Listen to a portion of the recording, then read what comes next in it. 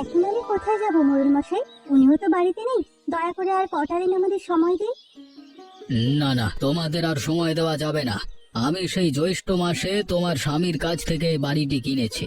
আজকে যাব কালকে যাব বলে 5 মাস হয়ে গেছে। এবার তোমাদের বাড়ি ছাড়তেই হবে। ও ওর এক বন্ধুর কাছ থেকে কিছু টাকা আনতে গেছে, ফিরতে ফিরতে ও বেলা হবে। তখন হয় আপনার টাকা আমরা ফেরত দিয়ে দেবো, না হলে বাড়ি দিয়ে বিদায় হব। না না, আমি আর এক মুহূর্ত সময় দেব না। তুমি এখান থেকে বিদে হবে, না হলে ঘাড় ধরে বিদে করব।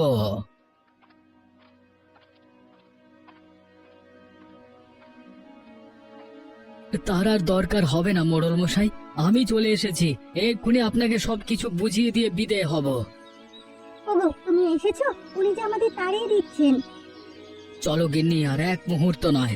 যে লোক একদিন সহ্য করতে পারে না, তার আশ্রয়ে এক মুহূর্ত থাকবো না। তাই যাও, তোমাকে থাকতে বলেছে কে? তাড়াতাড়ি বিদে হয়ে আমাকে মুক্ত করো। যাচ্ছি মোড়ল মশাই, এ কদিন আমাকে আশ্রয় দিয়ে খুব উপকার করেছেন, সেজন্য আমি কৃতজ্ঞ। তুমি দাঁড়িয়ে রইলে কেন গিন্নি? তাড়াতাড়ি গিয়ে ব্যাগপত্র নিয়ে এসো। ওগো, এখন আমরা কোথায় যাব? আমাদের যে যাওয়ার কোনো জায়গা নেই। ওনাকে বলো না আজ রাতটা সময় দিতে। ওর মতো পাষণ্ডের কাছে আমি আর আবদার করব না। তুমি তাড়াতাড়ি গিয়ে কাপড় চোপড় সবকিছু নিয়ে এসো। বাবা, ও বাবা, কোথায় যাব এখন আমরা? জানি না বাবা, যেখানে বিধাতা আমাদের আশ্রয় রেখেছেন সেদিকেই যাব। আর আপনিও শুনে রাখেন, একদিনেই আমাকে আপনি খুঁজবেন। আমি সেই দিনের অপেক্ষায় আছি। আরে যা যা, তোকে খোঁজবার মতো সময় আর ইচ্ছে কোনোটি আমার নেই। আমার চোখের সামনে থেকে দূর হয়ে মর গিয়ে। ওগো, আমি আর হাঁটতে পারছি না। আর কত দূর যাবে? আর একটু কষ্ট করো গিন্নি, সামনে লোকালয় আছে, সেখানে গেলেই আশ্রয় মিলবে। লোকালয়ে কার কাছে যাবে? এখানে যে কেউ আমাদের পরিচিত নয়। তা ঠিক, কিন্তু কারো না কারোর বাড়িতে তো উঠতে হবে। আজকে রাতটা কারোর আশ্রয় থেকে কালকে কিছু করতে হবে।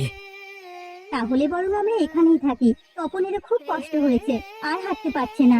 এখানে আমরা বিশ্রাম নেই। তুমি গিয়ে দেখে এসো কারোর বাড়িতে আশ্রয় পাওয়া যায় কিনা। বেশ, সামনে একটা বট গাছ দেখা যাচ্ছে, চলো ওখানেই তোমাদের রেখে যাই। বেশ, চলো তবে। একা থাকতে আবার ভয় পাবে না তো? না না, ভয় কিসের? তাছাড়া তপন তো আছেই। তাহলে তোমরা এখানে থাকো গিন্নি, আমি গিয়ে দেখে আসি কারোর বাড়িতে একটুখানি ঠাঁই মেলে কিনা। ঠিক আছে, সাবধানে যেও। বাড়িতে কেউ আছেন? কেউ আছেন বাড়িতে? কে কে এলো এত রাতে? আমি এক ভিনদেশী পথিক, আপনার কাছে একটু আশ্রয়ের আশায় এসেছি।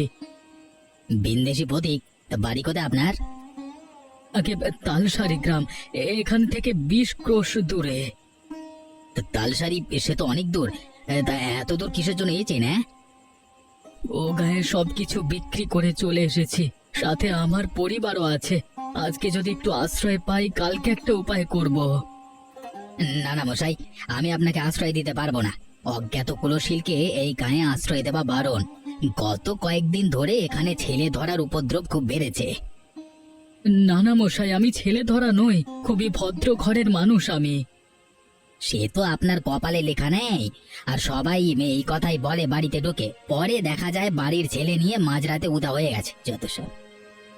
ও, তাহলে আপনি আশ্রয় দেবেন না? না, আপাতত সেরকম কোনো ব্যবস্থা হচ্ছে না। আর এক কাজ করুন, আজকে রাতটা কোনোভাবে গাছতলায় কাটিয়ে দিন। কালকে সকালে রায়চৌধুরীর কাছে গিয়ে আপনার কথা বলবো। তিনি চাইলেই আপনাকে সাহায্য করতে পারবেন। তার আর দরকার হবে না, কালকে আমি নিজে গিয়েই তার সাথে দেখা করব। সালার তেজ দেখো, সাহায্য করতে চাইলুম উল্টে কথা শুনিয়ে গেল। এই জন্যই লোকে বলে চেঁচে গিয়ে কারোর সাহায্য করতে নেই, চুলোই যাক সব যত সব। মা, ও মা, এতক্ষণ হয়ে গেল, বাবা এখনো কখন আসবে মা? আসবে বাবা, আসবে। একটু ধৈর্য ধরে বসো। আমার খুব খিদে পেয়েছে মা, কিছু খেতে দেবে না? তোর বাবা আসো, বলবো দোকান থেকে কিছু কিনে দিতে। আচ্ছা মা, এই বট গাছের ভেতরে কি থাকা যায়? ধুর পাগল, গাছের ভিতর কি মানুষ বাস করে? হ্যাঁ মা, দেখো গাছটার ভেতরে কত বড় একটা কুটুরি। আরে তাই তো, এমন কুঠুরি তো কোনো গাছে দেখিনি। চলো মা, ভেতরে গিয়ে দেখে আসি। না বাবা না, এখন গিয়ে দরকার নেই, তোর বাবা আগে আসুক তারপর দেখবো। গিন্নি, আরে ও গিন্নি, আছো তোমরা? আছি গো, তা তুমি কোথাও থাকার ব্যবস্থা করতে পেরেছো? না গো গিন্নি, কয়েকজন গৃহস্থকে বলেছি, কেউ আশ্রয় দিতে রাজি হলো না। এ গায়ের মানুষ দেখছি পরোপকারী নয়, বিপদে পড়েছে শুনলে কেউ তো আশ্রয় দেয়। আরে রাখো গিয়ে ওদের কথা, আজকে রাতটা কোনোভাবে এখানেই কাটিয়ে দেব। তোমাদের জন্য চিঁড়ামুড়ি এনেছি, পেট ভরে খেয়ে নাও। বলছিলাম কি, তপন একটা জায়গা দেখেছে গাছের ভিতরে, একটু গিয়ে দেখে এসে তো থাকা যায় কিনা? গাছের ভেতরে? কোথায় দেখি তো। ওই যে বাবা, ওই দেখো। আরে এটা তো অনেক নিরাপদ একটা জায়গা, বাইরে থেকে বোঝাই যায় না ভেতরে এমন ফাঁকা জায়গা আছে। হ্যাঁ, জায়গাটা খুব নিরাপদ, একেবারে থাকার উপযুক্ত। তাহলে তো আর চিন্তা নেই গিন্নি, চলো আজকে রাতটা এখানেই থেকে যাই। এই কুঠুরিতে আমাদের কোনো ভয় নেই। বেশ, তুমি যখন বলছো তাই হবে। নে তপন, ব্যাগপত্র সব কুঠুরির ভিতরে নিয়ে রাখ। কি মজা, কি মজা, আমরা থাকবো গাছের ভেতরে।